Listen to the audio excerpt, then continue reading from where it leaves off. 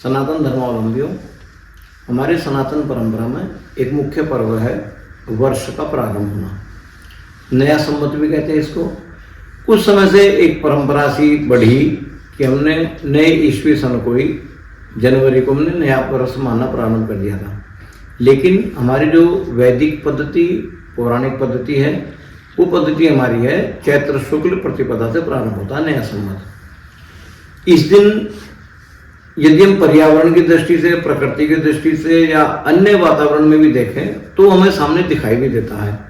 यहाँ पेड़ों के ऊपर नए नए कोमल पत्ते आने प्रारंभ हो जाते हैं, यहाँ हमारी नई फसल आने प्रारंभ हो जाती है, और यहाँ अगली जो फसल आएगी, जितनी भी फल की फसल है उसके ऊपर भी नए बोर आने प्रारंभ हो जाते हैं। यहाँ से यदि हम शरीर की वातावरण की बात को लगाएं तो यहाँ से वातावरण सर्दी से गर्मी की ओर बदलता है, यहाँ हमारा रक्त भी बदलता है, यहाँ हमारा रक्त बदलता है। तो ऐसे समय पर हम पर्यावरण, प्रकृति, विज्ञान, शरीर, इन हर प्रकार से हम उसका समुचित लाभ ले सकें, उसके लिए हमारे यहाँ कुछ पद्धतियाँ बनाई।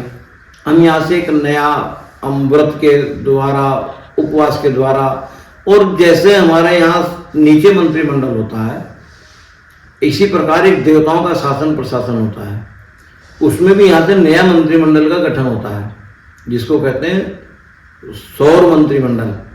तो उसमें अलग अलग देवताओं का, अलग अलग ग्रहों को अलग अलग विभाग प्रदान किए जाते हैं। ये रस प्रधान है, ये धन धान्य प्रधान है, ये अग्नि प्रधान है, ये हमारा मेघेश है, ये रसेश है।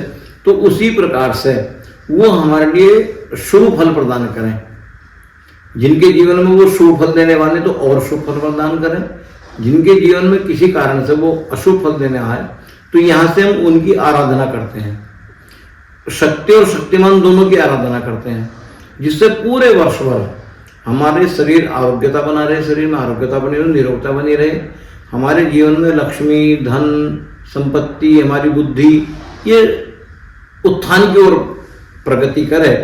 इसलिए यहाँ आराधना का पर्व है। यहाँ ये 9 दिन में आराधना होती है। शक्ति और शक्तिमान दोनों की आराधना का ये पर्व है। और हमारा शरीर निरोग रहे, उसी विधान के लिए नए संवत के पहले ही दिन उसके कुछ विधान लिखे। वो विधान है सामान्य रूप से हम कैसे करें, नव संवत को कैसे मनाएं।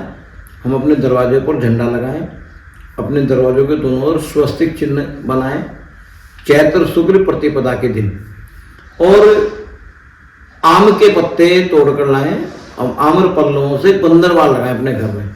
उससे हमारे घर में वास्तु दोष समाप्त होता है, हमारे घर में पॉजिटिविटी बढ़ती है, हमारे घर में सकारात्मक जो तरंगे हैं वो प्रवेश करती हैं, नकारात्मक तरंगे निकल जाती हैं।